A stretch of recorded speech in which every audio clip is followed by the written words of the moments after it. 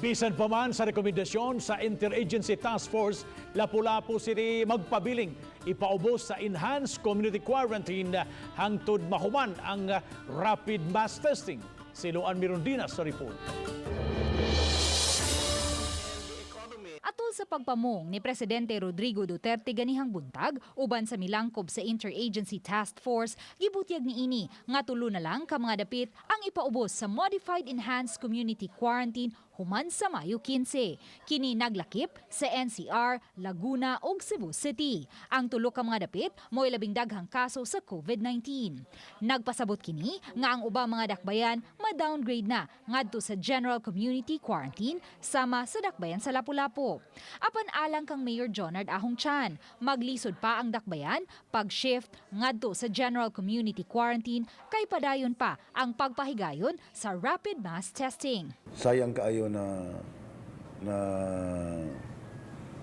dili nato tiwason ang ato ang kining ato ang gipahigayon sama na magsulat siguro mi sa IATF, no, mangayo mi og konsiderasyon kumikan kay kami mismo nasayod sa amo ang sitwasyon. Gibutyag usab sa mayor nga pipila lang ka mga barangay ang taas og turnout sa rapid mass testing.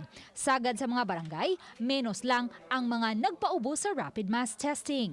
Gipasabot sa mayor nga dili nabuot sa lokal nga kagamhanan nga mobalik pa ngadto sa Enhanced Community Quarantine ang dakbayan sa Lapu-Lapu kun ugaling mo downgrade na kini ngadto sa General Community Quarantine. Busa gihingos ganila karon ang pagpahigayon sa rapid mass testing. Manawagan ta because possibility is naay barangay nga dili magka-GCQ. So katong mga barangay nga dili mo kooperar nya daghag mga cases, they will maintain magpabilin sila nga ECQ. Hangtod Mayo 15 ang rapid mass testing sa mga barangay sa mainland ug pagka Mayo 16. Magsugod na usab ang mass testing sa private sector. Uban ni Godfrey Rilien, Luan Mirondina, Balitang Bisda.